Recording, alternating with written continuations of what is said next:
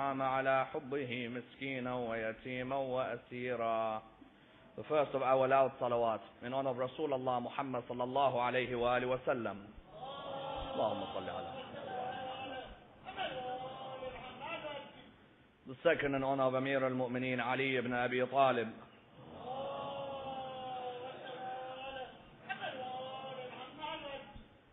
The third with your loudest voices in honor of Imam Sahib al-Asr wal-Zaman.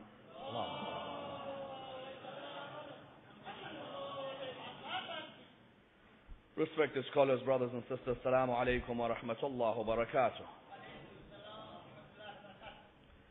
Charity is a universal act, and an act which is seen worldwide and is discussed worldwide in many meetings and many conferences and many seminars, and is an act which affects the life of each and every human being. For charity is a compound term, and therefore denotes the idea of the protection of the welfare of the community in which one lives. For there is a responsibility on each and every human being to protect the welfare of their family, the welfare of their friends, the welfare of their relatives, and the welfare of the community at large. And therefore we find that around the world today, many charity organizations are built which seek to eradicate poverty from the state and allow everybody to live lives of prosperity and lives of happiness, and allow everybody to live in a peaceful coexistence. That's why it's vital that three different types of establishments within any state encourage the idea of giving charity within the community. The three different establishments are the government of the state, and the clerics of the state, and the economic system of the state. And the idea that the government of the state on the first level has a role in looking after the charity and the needy of the country, in the sense that the government of the state, being in charge of the treasury, looks at how funds are shared within the state, and therefore seeks to pinpoint the areas of weakness in relation to welfare. That's why you find many government bodies have systems where they regulate the charity commissions within a country, because there is a need within the government to know who is exactly in need. The orphans, the poor, the widows, all of these are to be maintained by the welfare system of a government. And therefore all of these require their charity on the first level. On the second level, it's vital that the clerics of a country, or the clerics of an institution, are those who encourage the giving of charity. Yet at the same time are those who encourage accountability when it comes to giving. For it is vital that a cleric who encourages people to give is also a cleric who tells the people where this charity is going. Because in many cases you find people who are ready to give charity, yet unfortunately the accountability is not very clear. And sometimes this is because of the clerics who encourage but do not show what happens.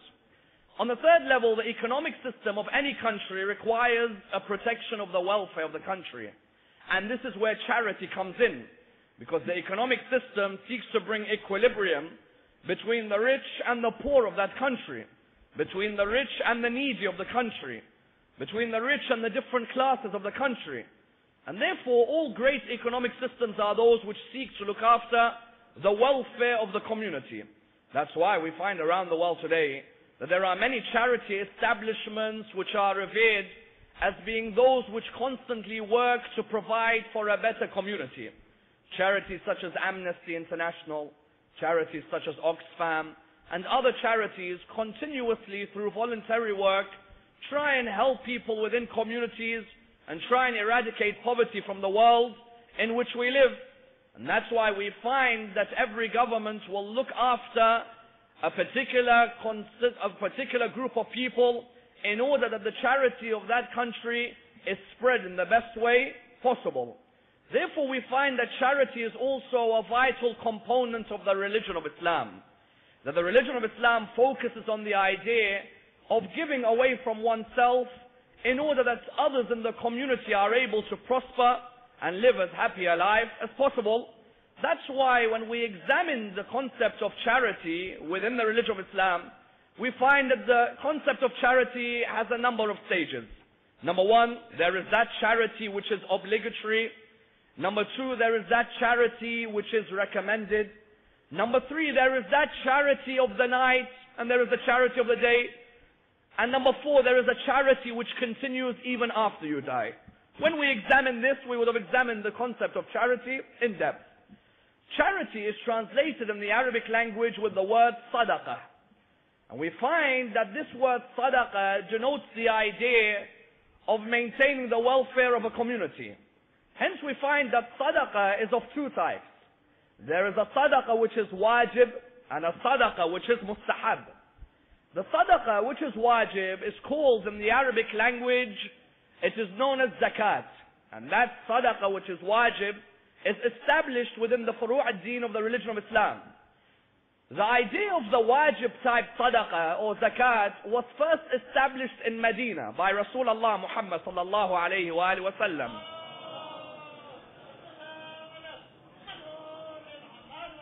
As we know, Rasulullah lived for 13 years of his prophethood in Mecca. And for 10 years he lived in Medina. When Rasulullah went to Medina, he went there to build the Islamic state. And therefore, within any Islamic state, there has to be a social system, a political system, and an economic system.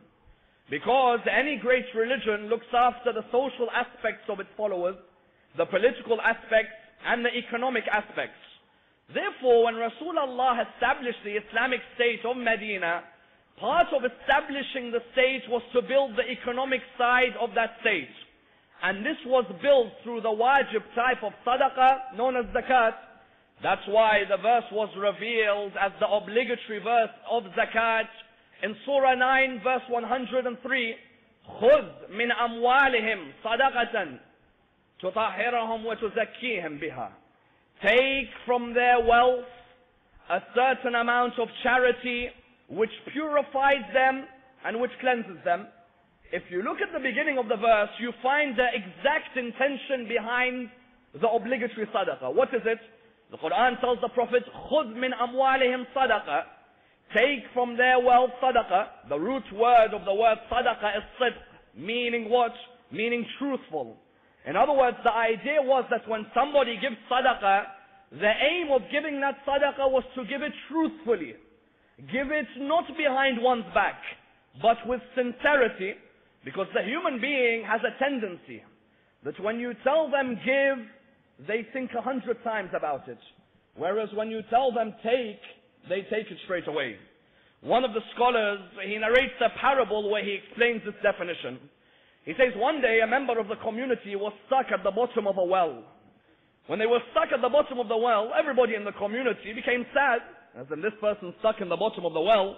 How are we going to get him out of the well? So everybody said, well, I'll take it upon myself to take him out. The other said, I'll take him upon myself to take him out. So what happened was, a person came. He said to him, give me your hand. He rejected his hand. Another came and said, give me your hand. He rejected his hand. Another came and said, give me your hand. He rejected his hand. Until the wise man of the community said, leave it to me, I'll sort this out. When he came towards the well, he saw him there. He said to him, take my hand. Straight away the person jumped up and took the hand. When you tell somebody give, they think many times. Whereas when you tell somebody to take, they are willing to take and even bite your hand and take more. And that's why we find the verse said, خُذْ مِنْ أَمْوَالِهِمْ صَدَقَةً تُطَهِّرَهُمْ وَتُزَكِّيهِمْ بِهَا. Take from their wealth a certain amount of charity which does what? This charity purifies them and cleanses them. When the Quran said تُطَهِّرَهُمْ وَتُزَكِّيهِمْ, تُطَهِّرَهُمْ and تُزَكِّيهِمْ means what? It means on the first level, you are cleansing them from their previous sins. And the idea that when somebody gives sadaqah, when somebody gives zakat from themselves, they are being cleansed of their previous sin. But many of us carry sins, and we seek of different ways of removing these sins. One of the best ways is what? Is through giving from oneself what Allah has given to them. Number 2, the giving of sadaqah is that which purifies you. Meaning what? Meaning it gets you closer to Allah subhanahu wa ta'ala. Why? Because the moment you recognize that Allah has given to you, the best of actions then is to give back towards the cause of Allah subhanahu wa ta'ala. Because there is a sense that the soul is enlightened when it gives away from what it has earned. That's why when Rasulullah established the Islamic state, The aim of this wajib type of charity was to eradicate poverty and to build the welfare of Medina. How?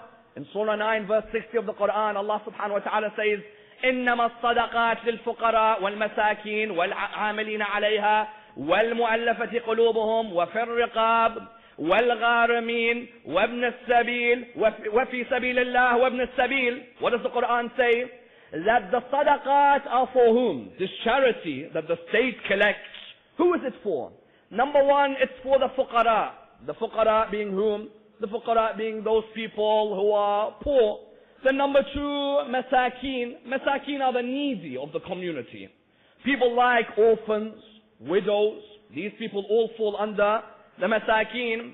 الفقراء والمساكين والعاملين عليها. Who are the عاملين عليها?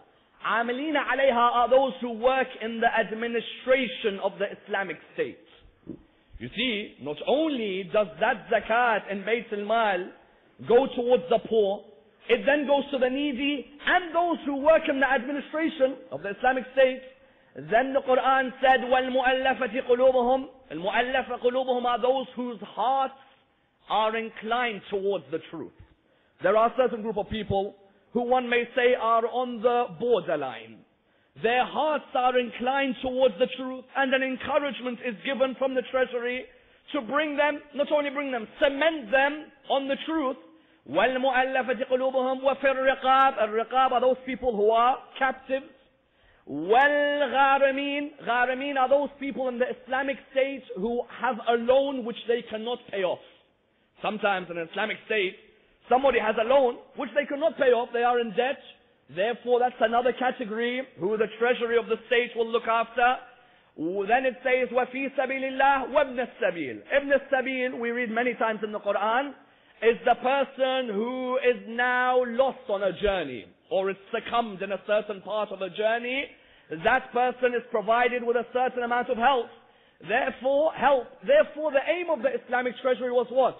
الصدقات للفقراء والمساكين والعاملين عليها والمؤلف قلوبهم وفي الرقاب والغارمين and so on, was to protect the different types of needy people in the Islamic State.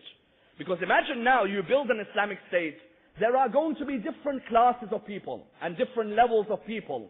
The role of the treasury of the Islamic State is to try and make sure that people are well looked after and that those are in need do not feel there is anybody not concerned for them.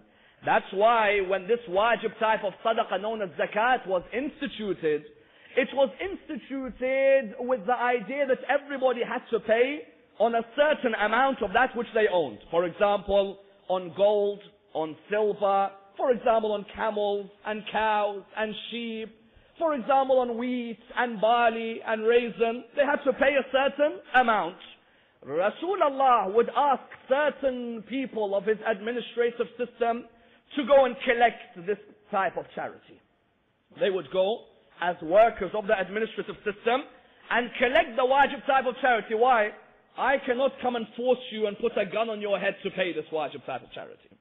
You have a particular condition between you and Allah subhanahu wa ta'ala.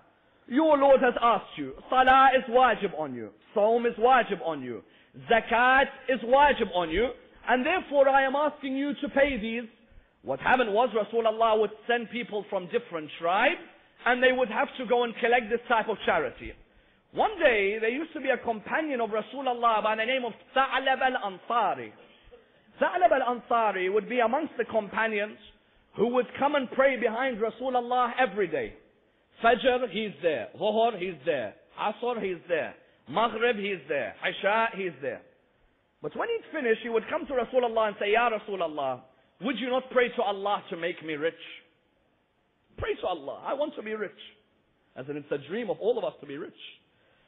So he asked Rasulullah. Rasulullah said to him, listen, Tha'laba, what is sufficient is enough to worship Allah. That which is sufficient is enough for a livelihood. Here you see me, your prophet. Look what I have, but it still brings me happiness. So he said to him, this is my advice. Tha'laba went away. The next time Tha'laba came back to Rasulullah, he said, Ya Rasulullah, please pray to Allah to make me rich. He said to him, Tha'laba, if I wanted to, these mountains could be turned into gold for me. And you would become the richest of the rich. He said, Ya Rasulullah, please pray. Again, Rasulullah said, take my advice. Until eventually Rasulullah prayed for him. Ya Allah, make Tha'laba rich. Sometimes when we become richer, we forget about those obligatory duties that we had. And even this Tha'laba had made a covenant that if you make me rich, I will give away from what I have. Sometimes you find in Europe people say, if I win the lottery, the first thing I'll do is give towards the poor. I'd love to see that. But they say that they'll give away to the poor. So he had made a promise as well. If I become rich, I will give towards the poor from that which I have. So what happened? So what happened was that Allah gave him an increase of wealth. All of a sudden, his cattle and the pasture and all that he had that surrounded him became greater. What happened was, he used to come for Fajr and Dhuhr and Asr and Maghrib and Isha. All of a sudden, it was reduced, for example, it was reduced to only Fajr and Maghrib, let's say. And then after that, Rasulullah asked, where is he? They said, he's just a bit busy with his business, because you know it's gone up. And when businesses go up, we forget the Lord who opened the business for us. What happened was, they said he's a bit busy. Then after that, he suddenly started reducing until even the Salah, the Friday prayer wasn't there. The time came when the idea of zakat was instituted. Rasulullah sent two from the most famous tribes of Arabia. He said to them, there is somebody by the name of Tha'laba. He prayed to Allah, he asked me to pray to Allah to make him wealthy. I prayed to Allah to make him wealthy. Go and collect the zakat from him. And they came towards Tha'laba. Tha'laba said to them, what do you want? They said, we've come on behalf of Rasulullah. Said, what does he want? He wants from you a certain amount which has been ordained by Allah as a charity which you have to pay. He said, let me think about paying. Before, when you were poor, you would plead to Rasulullah, make me rich. And that if you made me rich, I will give. Now, think about it. They left him, they went to a tribe near him in Medina. They went to the head of the tribe, they said, we have come from a message of Rasulullah. The obligatory charity has to be paid. He said, of course I will pay. I will give the best of my stock towards Rasulullah. They said to him, no, you only have to give a certain amount. He said, no. For Rasulullah, I will give the best of my stock. They went back towards Tha'laba. They said to him, would you pay? He said, no, I'm not paying. They went back to Rasulullah. Surah 9, verse 75 of the Quran was revealed. وَمِنْهُمْ مَنْ آحَدَ اللَّهِ لَإِنْ آتَانَا مِنْ فَضْلِهِ لَنَصَّدَّقَنَّ وَلَنَكُونَنَّ مِنَ الصَّالِحِينَ فَلَمَّا آتَاهُمْ مِنْ فَضْلِهِ بَخِلُوا بِهِ. There are those who make a covenant with Allah that if He gives us, لَنَصَّدَّقَنَّ وَلَنَكُونَنَّ مِنَ الصَّالِحِينَ. We will give from our charity and we will be of those who are righteous. When Allah does give them, they become stingy. This was revealed about whom? About Tha'laba. That when Allah said there is a wajib type of sadaqah, wajib type of charity, the idea was that in the same way I have given you a certain amount of animals and a certain amount of land and a certain amount of food stock, I expect you to give back to the Islamic State. Whereas this Tha'laba didn't give back. Even when he came towards the first Khalifa didn't accept his charity. Second Khalifa didn't accept his charity. The third Khalifa didn't even accept his charity. Why? Because the intention behind the giving was not an intention which was right. The aim of Rasulullah was what when he instituted zakat? The aim was to not bring equality, no. It was to bring an equilibrium between the rich of the community and the poor. Why not equality? You see, equality does not necessarily mean justice. All of us, Allah has given us different amounts of wealth. Allah has given us different amounts of knowledge. Allah has given us different amounts of children. Allah subhanahu wa ta'ala has a certain system of justice. System of justice is that not everybody earns the same. If I work 12 hours in a factory and you sit at home sleeping while we are in communist Soviet Union, is it fair that we receive the same amount of wealth? No. The aim was what? Everybody has been given different qualities, but that those who have been given more than others with a certain amount of wealth should think of giving back from that which they earn in order that there is an equilibrium within the state. Therefore, on the first level, there was a wajib type of sadaqah. Then on the second level, there was a mustahab type of sadaqah.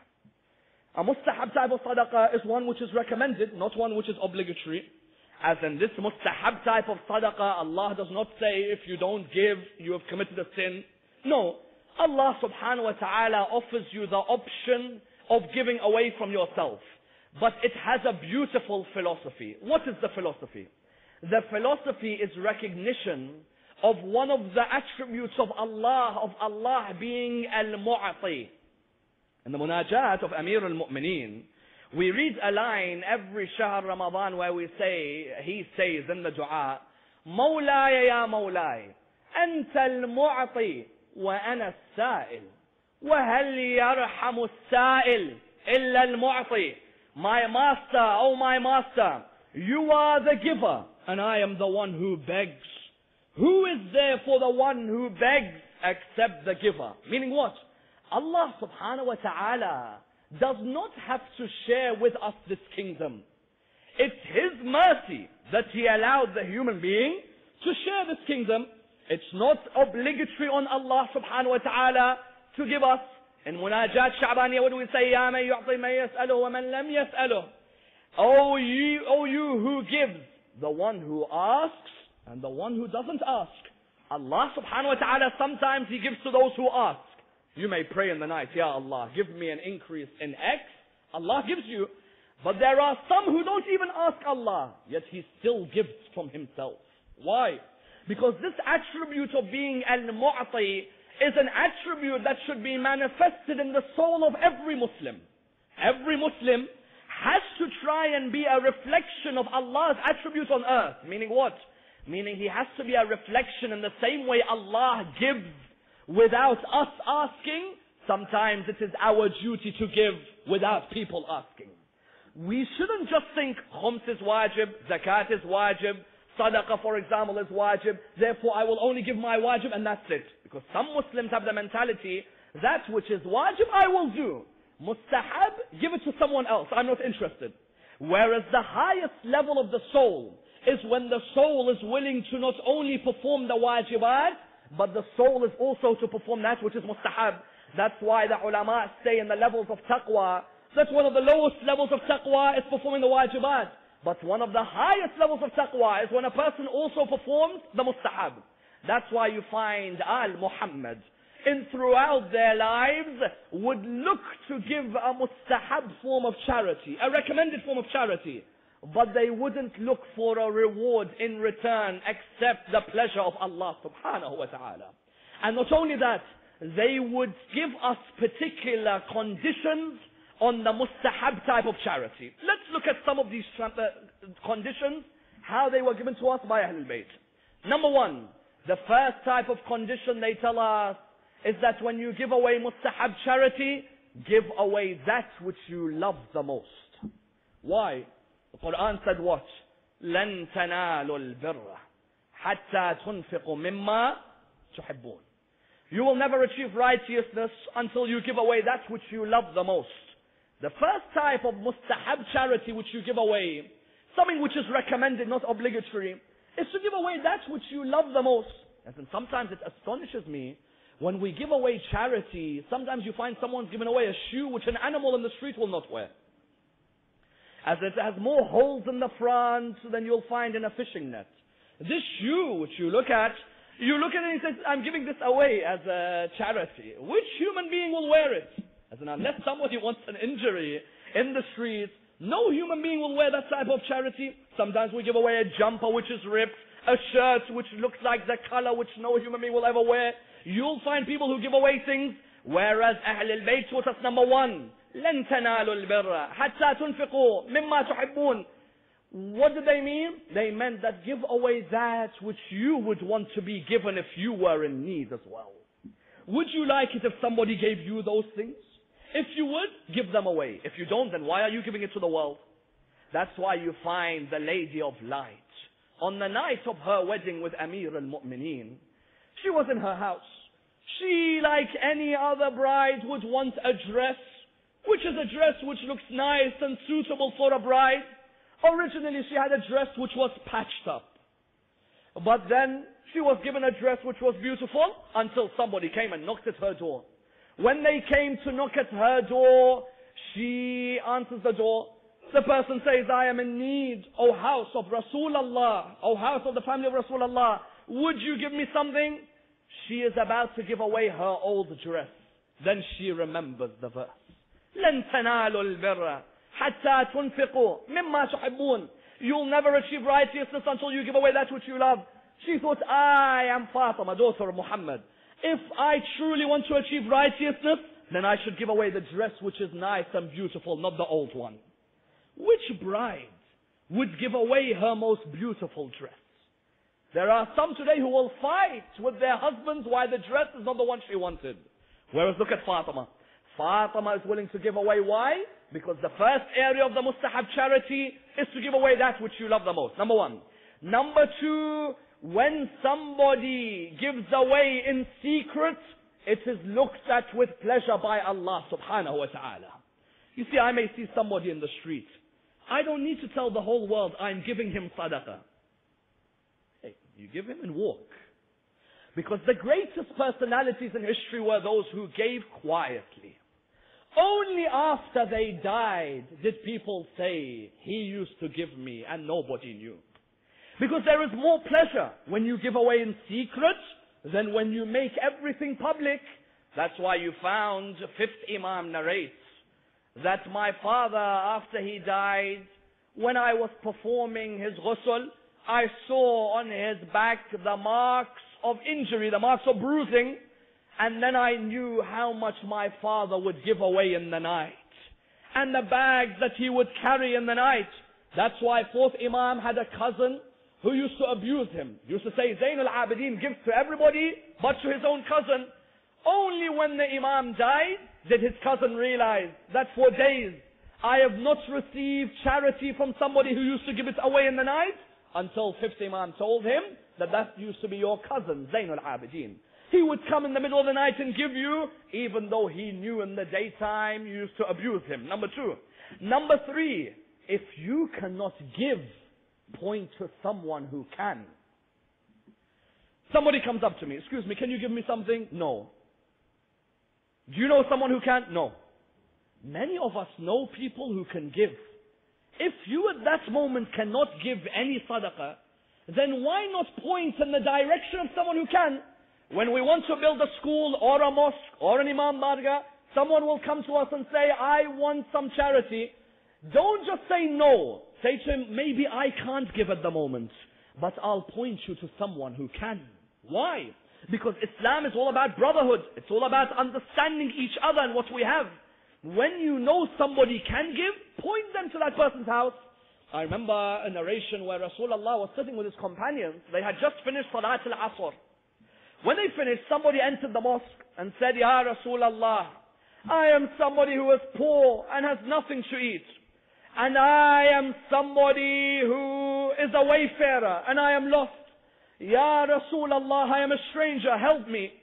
Rasulullah said, at this moment, I can't help you. But go to the house of my daughter Fatima.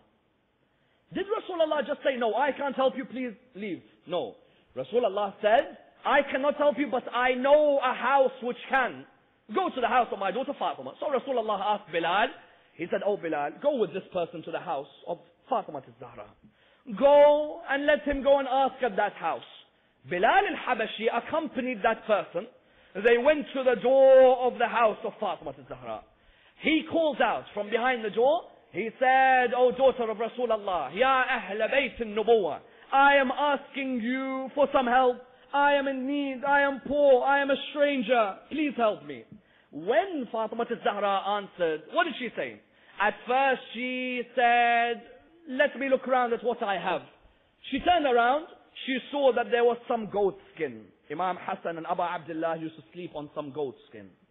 So she saw this goat skin, she came and from behind the door she gave it to him. He said, what am I going to do with goat skin? You would think some of us, if someone says, what am I going to do with this? We say, okay, leave us now, we're not interested. We tried, you were ignorant. No. She went back in, she was wearing a necklace which she had been given as a wedding gift by the daughter of Hamza, her uncle. The daughter of Hamza had given it as a wedding gift. She had this necklace, and so what happened was, she said, here, take this necklace. She said, go back towards my father. He went back towards Rasulullah. He said, Ya Rasulullah, your daughter Fatima has given me this necklace. I went to her house and I was given. Rasulullah began to cry, looking at the generosity of Fatima al-Zahra. And then at that moment he said, pray for Fatima. That poor man prayed. He said, Ya Allah, give Fatima al-Zahra what you have not given anyone. Ammar ibn Yasir was sitting down. When Ammar ibn Yasir was sitting down, he looked at the poor man. He said to him, are you willing to sell the necklace or no? The poor man said, of course. Ammar ibn Yasir said, I will buy it from you for 300 dirham. So he bought it for 300 dirham. Ammar ibn Yasir took it. He then covered it with some nice fragrance.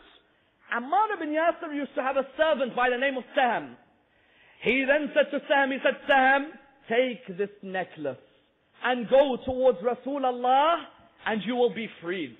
When Saham came with the necklace, he came towards Rasulullah. Rasulullah looked and he smiled. He said, Saham, you will be freed, but I want you to go to the house of Fatima and give her this necklace. Saham, look at the journey, how it became when you guide someone towards a place which gives. Saham went towards the house of Fatima al-Zahra. He said, oh daughter of Rasulullah, here is your necklace back. And he was then told that now you are free. Saham began to smile. Fatima al-Zahra said to him, why are you smiling? He said, look at what one piece of charity can do. A poor man can find his way. And then he can find some wealth. And then a servant is freed. And the owner of the original charity is given back their charity once again. Subhanallah. How from one angle you find that when you advise people towards charity, that charity goes a long way. That's why on the fourth level, the fourth type of mustahab charity, giving away even when you are going through a hard time. Because the verse we quoted at the beginning which says, وَيُطْعِمُونَ الطَّعَامَ عَلَى حُبِّهِ مِسْكِينًا وَيَتِيمًا وَأَسِيرًا. They give away the fruit, that which they love. Now, يُطْعِمُونَ الطَّعَامَ عَلَى حُبِّهِ, the ulama say has two interpretations. One of the ulama says that Ahl al-Bayt, what happened with them? Imam Hassan, Imam al-Hussein were not feeling well. So Amir al-Mu'mineen had made a vow to fast. They fasted for 3 days. When they wanted to break the fast, they were wanting it to break it with some food. One narration says Amir al-Mu'mineen had borrowed 4.8 kilograms of barley from Sham'an al-Khaybari, the Jew. And he had borrowed this barley and he gave it to Fatima al-Zahra. Fatima al-Zahra made 5 loaves of bread. They wanted to do what? They wanted to break their fast. On the first day, you found that there was a person who came, a poor person, and then an orphan, and then a captive. They all came, and Ahlul Bayt would give away every day. What would they give away? يُطْعِمُونَ الطَّعَامَ عَلَى حُبِّهِ. They give away the food, not out of love of Allah subhanahu wa ta'ala, no. Out of love of that food. Because every human being, when they are going through a hard time of hardship and a time of hunger, the sight of food is that which is something which they want to eat. Without a doubt, they had love for that food. But they recognized that Allah loves those who give away towards His creation. That's why Amir al-Mu'mineen took his children to Rasulullah. When he took his children to Rasulullah, Rasulullah saw the children shivering out of starvation. Then the verses were revealed. وَيُطْعِمُونَ الطَّعَامَ عَلَى حُبِّهِ مِسْكِينًا وَيَتِيمًا وَأَسِيرًا إِنَّمَا نُطْعِمُكُمْ لِوَجْهِ اللَّهِ لَا نُرِيدُ مِنْكُمْ جَزَاءً وَلَا شُكُورًا. Here what was the idea that was given? That the fourth type of mustahab sadaqah is that even when you're going through a tough time, the sign of the greatest creations of Allah is that they're willing to give away out of pleasure of Allah. Why? Because sadaqah has two benefits which are clear. The first benefit of sadaqah when you give it away is that Allah opens the doors of forgiveness for you, especially in this holy month of Ramadan.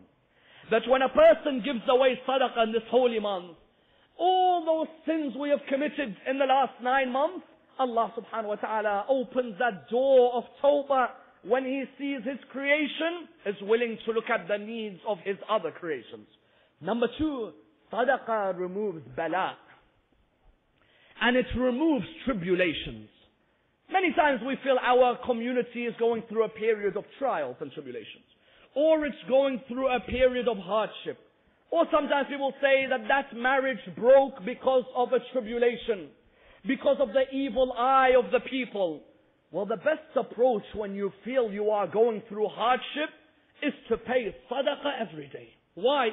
Because that sadaqah which you give every day, Ahlul Bayt have promised through Allah subhanahu wa ta'ala that those tribulations are removed.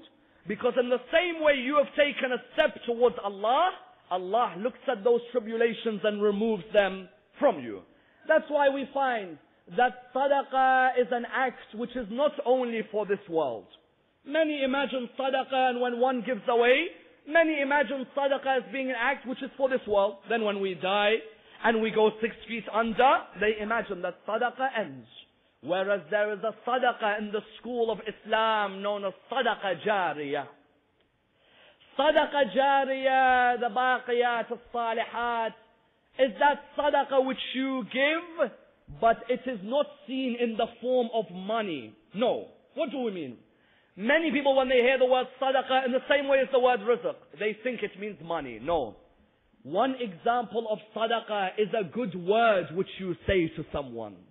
قول معروف ومغفرة خير من صدقة يتبعها أذى. The Quran says, a good word and forgiveness is better than sadaqah which you give which has bad calamities afterwards. Why? Because people do not recognize that when you say something nice to somebody, that is a form of sadaqah. Just saying to somebody a congratulations, for example, or welcoming them in a community, or giving them a piece of advice, that is all counted as sadaqah.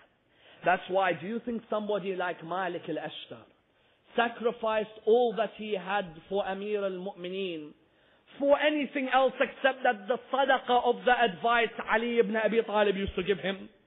Ali ibn Abi Talib did not need to give money to Malik al-Ashtar. No. Ali ibn Abi Talib's advice to Malik al-Ashtar was seen by Malik as a sadaqah from Ali ibn Abi Talib. How? When Ali ibn Abi Talib tells him, Malik, know that the people are of two types. They are either your brothers in faith or your equals in humanity. That is a form of sadaqah. When Ali ibn Abi Talib tells Malik, oh Malik, have mercy on the people you govern in the way you want Allah to have mercy on you on the Day of Judgment. That's a form of sadaqah. When Ali ibn Abi Talib tells Malik, oh Malik, forgive the people as you'd want to be forgiven by Allah. That's a form of sadaqah. Sometimes we do not realize that sadaqah can be in us showing good advice and good words to people. Number one. Number two, a smile can be sadaqah. Sometimes you find some people are so gloomy, you wonder what hit them that morning. Every time you see him, why is Jama'at like this? Why is Jama'at like that? Why is he saying this? Why? Get a life, listen, relax. Every single time you see them, they are complaining. Smile. Be happy with what Allah has given you. You are able to honor Al-Muhammad in Ramadan, where there are other followers of Ahlul Bayt who are fearing for their lives. A person should show a smile with his brothers, whether he knows them or he doesn't, because a smile reaches the heart of a human being. Not just the face, the heart of a human being. At least start smiling now. Here you find the second type of sadaqah is a smile. A third type of sadaqah, Rasulullah said, when you reconcile between members of a community. Some of us have got problems in this community. We have troubles with each other. A good sadaqah is if you can see them and bring them together in this holy month. A fourth type of sadaqah, which is not wealth, is establishing justice in a community. When you see people are hard done by, their rights are not given, when a person comes and establishes justice, that's a form of sadaqah. Even fourth Imam says, a fifth type of sadaqah is to pick up something from the ground which you know somebody was going to fall over. It's a form of sadaqah. You don't have to just give money and money. Sometimes wealth does not buy people's love. Sometimes the heart is what buys people's love. Zainul Abidin one day sees somebody walking with his father. Imam Zainul Abidin would never get angry. Yet on this occasion his companion says, we suddenly saw his face raging. Why? He said, how is the father carrying something and the son is walking without carrying anything? How can a father walk in the road carrying while the son walks in the road, for example, speaking on his phone. The sadaqah would have been of that son, would have been to carry what his father is carrying. That's a form of sadaqah without wealth. That's why Ahl al-Bayt say that sadaqah jariyah is a form of sadaqah which continues until after you die. And that's why Rasulullah said there are 3 forms of sadaqah jariyah. The first form of sadaqah jariyah is building a mosque. Why? Because your reward continues even after you have died. Even if you just put 1 brick in the mosque, as long as that mosque remembers Rasulullah's seerah and remembers the seerah of his family and of his sahaba, then you will find that even though you are 6 feet under, you are being rewarded 6 feet over. Meaning what? Meaning that that mosque which you have built, you die. After you die, on the 10th of Muharram, when Aba Abdullah is remembered. On the 13th of Rajab, when Amir al-Mu'mineen is remembered. On Rabi' al-Awwal, when Rasulullah is remembered. In Sha'ban, when the Imam of your time is remembered. That mosque which you built remains a sadaqah in your name until the day of judgment. Even after you have died, the sadaqah in your bank balance continues from that mosque you have established, number 1. Number 2, Rasulullah said a second form of sadaqah jariyah is the knowledge you have given. Look at the great scholars in the world of Ahl al-Bayt and outside of Ahl al-Bayt. Imam al-Kulayni, Shaykh al-Saduq, Shaykh al-Tusi, Allam al-Majlisi, Allam al-Hilli, Shaykh al-Mufid. Look at the scholars of other schools. Abu Hanifa, Imam Malik, al-Shafi'i, Imam Ahmad ibn Hanbal, other scholars, Imam al-Tabari, Ibn al-Athir, al-Baladhuri. Their names are still remembered until today, even though they are 6 feet under the ground. Do you know why? Because knowledge is sadaqah jariyah. That 1 piece of knowledge you teach someone, Amir al-Mu'mineen says, whoever teaches you 1 letter has become your master. How many teachers do you remember who taught you at madrasa? They are 6 feet under, but their sadaqah continues because of that advice they gave you. The third form of sadaqah jariyah is having a righteous son who you leave behind. A son who upholds your message. A son who looks after your principles. A son who keeps your family name as being one of respect. Because every father's wish is to see a son who is righteous. Not a son who unfortunately embarrasses the name of the religion of Islam. But rather a son who after you die establishes a book like Sahif al-Sajjadiyah. Or he establishes a book like Risalat al-Huquq. Or he establishes a dua like Dua Makarim al-Akhlaq. A son who leaves behind a legacy. That whenever they look at him, they remember Aba Abdullah al-Hussein. A son like Imam Zainul Abidin. What other son would Aba Abdullah want as a sadaqah jariyah for him? Like Imam Zainul Abidin. That's why Imam Muhammad al-Baqir narrates as a final conclusion. He narrates that when my father Imam Zainul Abidin was dying, he said I was near him in those final moments. He said when he was dying, I came and I approached him. I saw my father begin to cry and cry and cry in a way I'd never seen him before. He said, I came near the chest of my father. I embraced him. I said to him, my father, what is wrong with you? Why do you cry? He looked at me and I looked at him again and I saw him crying more. I said to my father, in a moment you will see Rasulullah. You will see Ali ibn Abi Talib. You will see Fatima al-Zahra. You will see Imam al-Hasan. And in a moment you will see your father, Aba Abdullah. So he said to my son, my father, why do you cry? Listen to the reply of Imam Zainul Abidin. He says to him, oh my son Muhammad, when I am dying, you are on my chest. Whereas when my father, Aba Abdullah, died, you know who was sitting on the chest of my father? Had you seen Shimr bin al-Jawshan when he sat on the chest of my father, then you would have been crying as well. We pray to Allah subhanahu wa ta'ala to keep us on the path of Muhammad and Al Muhammad, and to allow us to follow their message, to allow us to give away from ourselves that charity which is obligatory and that charity which is recommended.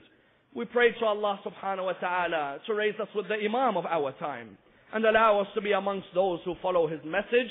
we pray to Allah subhanahu wa ta'ala with a surah al-Fatiha, but before it, the loudest of salawat.